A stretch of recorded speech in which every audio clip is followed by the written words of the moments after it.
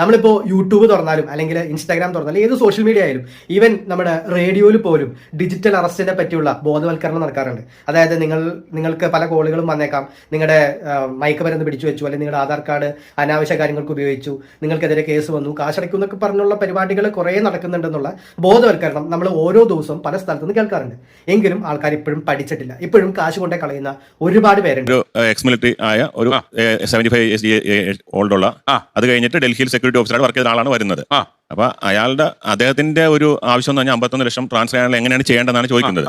അദ്ദേഹം ഒരു ക്രിസ്ത്യനാണ്, അയക്കുന്ന അക്കൗണ്ട് നോർത്ത് ഇന്ത്യൻ നെയിമും നോർത്ത് ഇന്ത്യൻ അഡ്രസ്സുമാണ്. അപ്പോൾ ഞാൻ ചെയ്തില്ല. ഞാൻ നോക്കിയപ്പോൾ ഇത് അറിയാൻ എന്താ മാർഗം നോക്കി ഒരു രക്ഷയില്ല. അപ്പോൾ ഞാൻ ചോദിച്ചു, സാർ ഇത് ചെയ്യുന്നുണ്ട്, പക്ഷേ ഇതിന്റെ IFSC കോഡ് തെറ്റാണ്, നമുക്ക് അയക്കാൻ പറ്റുന്നില്ല, സാർ നോക്കി എഴുതിയാൽ മൊബൈൽ ഒന്ന് തരാമെങ്കിൽ ചെയ്യാമെന്ന് പറയും. അപ്പോൾ അദ്ദേഹത്തിന് പറഞ്ഞപ്പോൾ അദ്ദേഹം മൊബൈൽ തന്നു. അപ്പം ഞാൻ പുള്ളി കാണാണ്ട് നമുക്ക് ചെയ്യുന്നത് തെറ്റാണ്, വാട്സപ്പ് എടുത്തു, ഓപ്പൺ ചെയ്തു, അക്കൗണ്ട് നമ്പർ പുള്ളി എടുത്ത് തന്നു. അപ്പോൾ നോക്കിയപ്പോൾ ഈ സെയിം അക്കൗണ്ട് നമ്പർ തന്നെയാണ്. പുള്ളിയുടെ ശ്രദ്ധ മാറുന്ന വെച്ചാൽ ഞാൻ സ്ക്രോൾ ചെയ്ത് അപ്ലോഡ് പോയിക്കൊണ്ടിരിക്കുകയാണ്.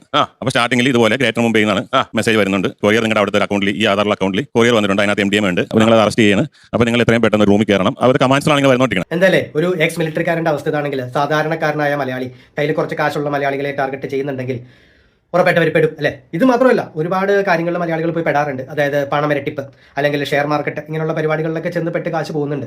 ആദ്യം ഒരു 1000 മേടിക്കും, 2000 ആയിട്ട് തിരിച്ചു കൊടുക്കും, പിന്നെ 2000 മേടിക്കും, 10,000 ആയിട്ട് തിരിച്ചു കൊടുക്കും, പിന്നെ ലക്ഷങ്ങളായിരിക്കും ചോദിക്കുക, തിരിച്ചു കിട്ടില്ല. ഇങ്ങനെ പലതിലും പോയി പെടുന്ന അല്ലെങ്കിൽ കാശ് കളഞ്ഞിട്ടുള്ള ഒരുപാട് മലയാളികളുണ്ട്. അല്ലെങ്കിൽ ഓൺലൈനിൽ സാധനം ഓർഡർ ചെയ്യുന്ന മലയാളികൾ സംഭവം കണ്ട് ഒരു ട്രസ്റ്റഡ് അല്ലാത്ത സൈറ്റുകളിൽ നിന്ന് സാധനത്തിന്റെ ലുക്ക് കണ്ടിട്ട് മാത്രം ഓർഡർ ചെയ്ത് കഴിയുമ്പോൾ ഇവിടെ വരുന്നത് വളരെ മോശമായിട്ടുള്ള എന്തെങ്കിലും സാധനമായിരിക്കും. അത് റിട്ടേൺ പോലും ചെയ്യാൻ പറ്റാത്ത ബ്ലൂ ഡാറ്റ് വഴി അല്ലെങ്കിൽ DHL വഴി മാത്രമായിട്ട് നമുക്ക് ഡെലിവറി ചെയ്യുന്ന സാധനങ്ങൾ ഒരുപാടുണ്ട്. അപ്പോൾ തട്ടിപ്പുകളുടെ പരമ്പരകൾ നടക്കുന്നുണ്ട്. ആരും പോയി വീഴാതിരിക്കുക.